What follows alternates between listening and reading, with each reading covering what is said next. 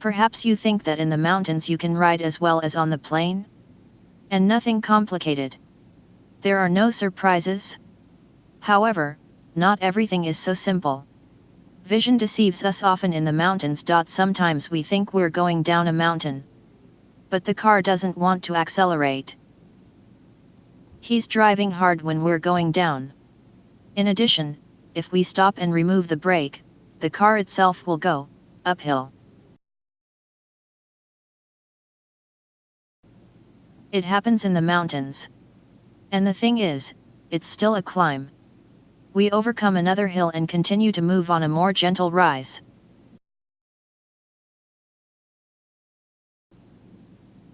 We see a depression in a higher mountain ahead. We have the impression that we are on the descent. But no. It's an optical illusion. Our eyes cannot understand that this is not a descent, but another part of the rise. This climb is not as steep as the previous one or the one in front. We have to trust our car. If it is difficult for him, then we continue to move on the rise. And also recall our picture. Here, all three sections of the path are ascent. A steep rise, then hump. Gentle rise. Hollow and again a steep rise. These are quite real roads in the highlands. And you will definitely encounter this when you are in the mountains. Drivers who have learned to drive in the city on flat roads, and never traveled in the mountains, are surprised. When they get there for the first time, the car is acting strange. All drivers feel it, but not everyone understands what is happening. The car stops moving. The driver puts pressure on the gas, but it does not accelerate. The car strains. There is a heavy rumble of the engine, but it moves with difficulty. What does he want? My first thought was a problem with the motor. What to do? As it turns out, nobody taught us to drive on mountain roads. Unless you're a mountain dweller. But more often it turns out the opposite. Mountain roads are of two types. These are paved and equipped roads. And the second is off-road. With very steep climbs.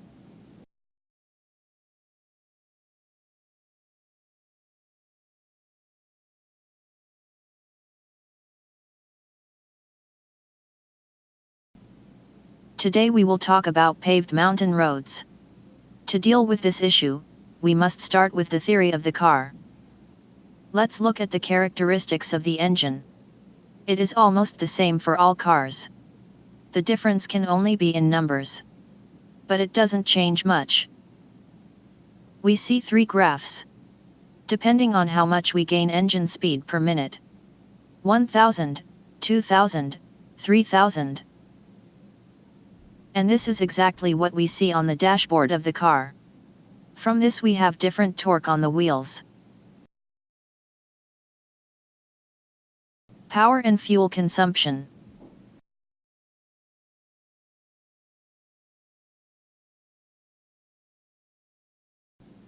The engine develops the smallest torque at low speed, low power, and the highest fuel consumption per unit of power. We rarely move at this speed. But we drive almost always in the range of 2 to 4000 engine speed. On our charts you can see that the torque on the wheels of the car will be the maximum if you keep the engine speed from 2.5 to 5000. The maximum power will be about 5000 revolutions per minute. However, efficiency will not be at such speeds. The optimum ratio of torque and fuel consumption is between 2.5 to 3000 revolutions.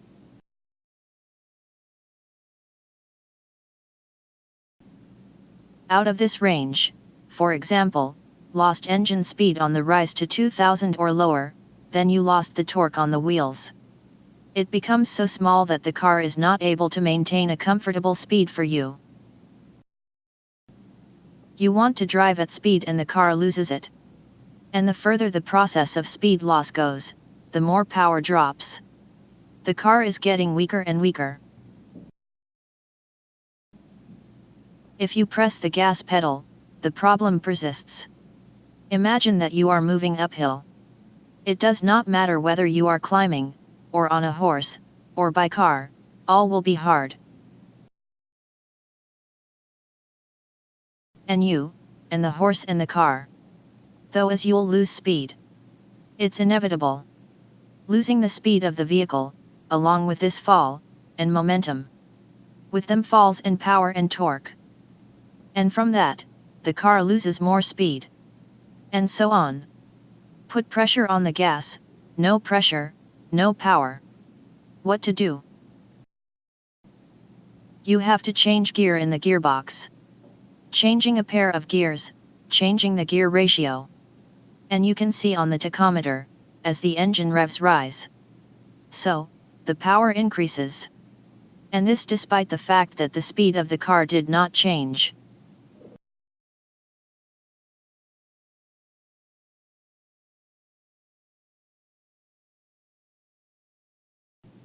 Car supports well adequately achieve escape you the speed. If you are in the range of 2.5 to 4,000 revolutions per minute, then you get the maximum torque and reasonable fuel efficiency. Your task is to monitor the engine speed when driving on the rise. If the car becomes heavy and engine speed falls, it is necessary to switch gear in time. This must be done in advance. You will immediately feel the engine breathe, it will open a second wind. We must also not forget about this moment. During switching, the wheels completely lost traction. And if you move on the rise, you lose speed at this point very much. You can not only lose speed, but also stop and roll back. Therefore, it is necessary to switch much earlier, until the speed reaches a minimum. So that after switching the engine speed was in the range of 2.5 to 4,000, and we're not again at a minimum. It will be below 2,000, it is necessary to lower once again on the following transfer. Therefore, it is necessary to switch quickly, clearly, and in advance until the engine speed is not lost. If you switch on a flat road usually at 2,000 revolutions,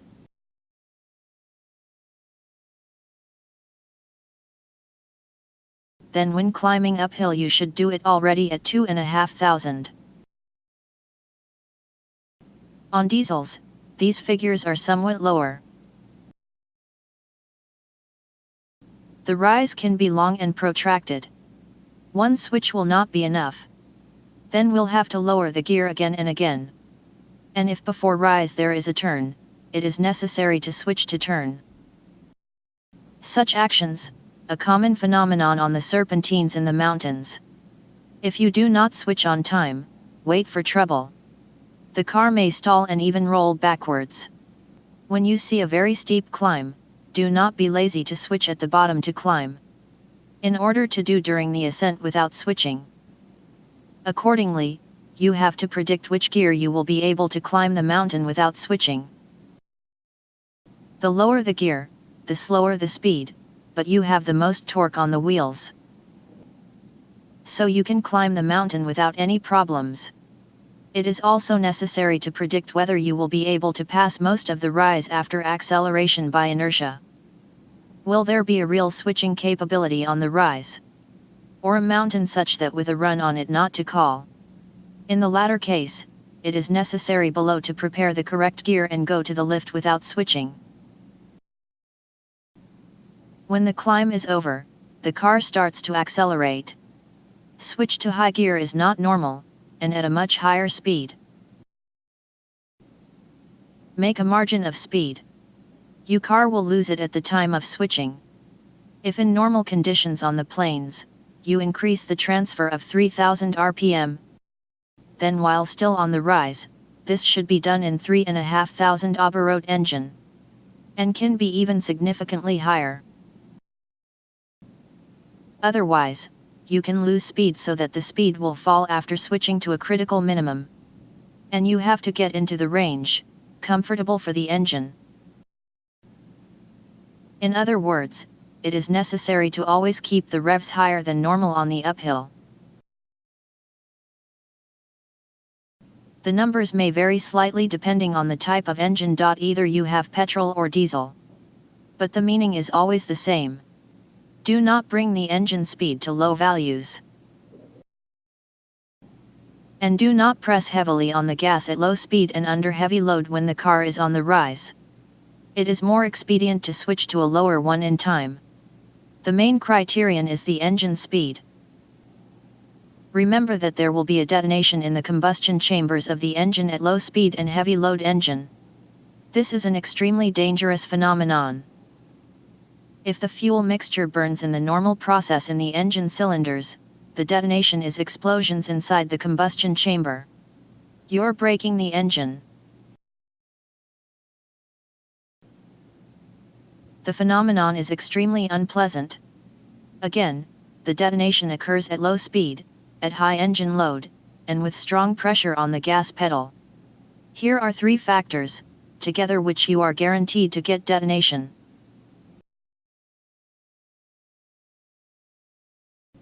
Modern automatic boxes make it possible to forcibly lower the transmission.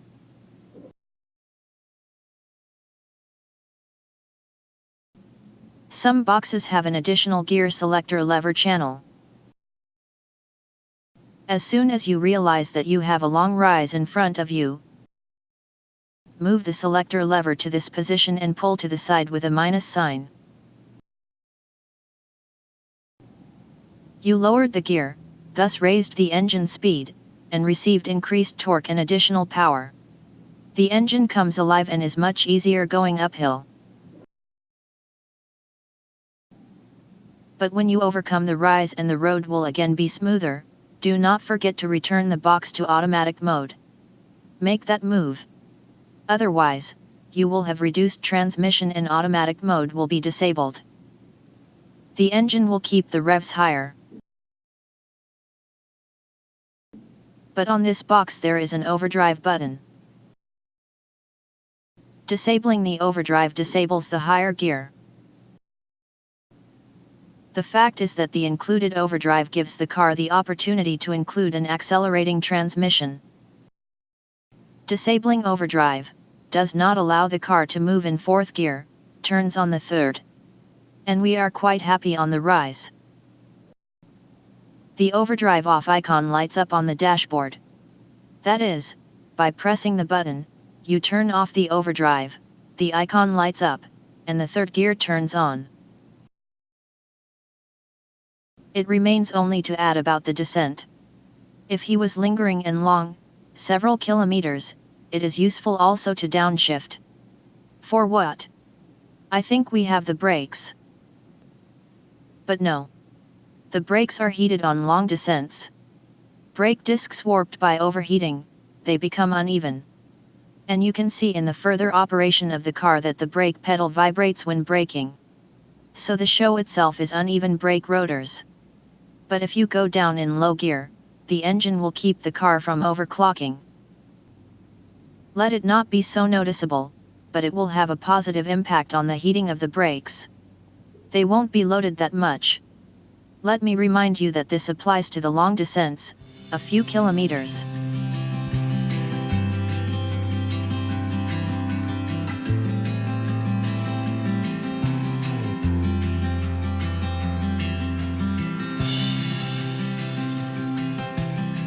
That's all I wanted to tell you today. Bye. Until next time.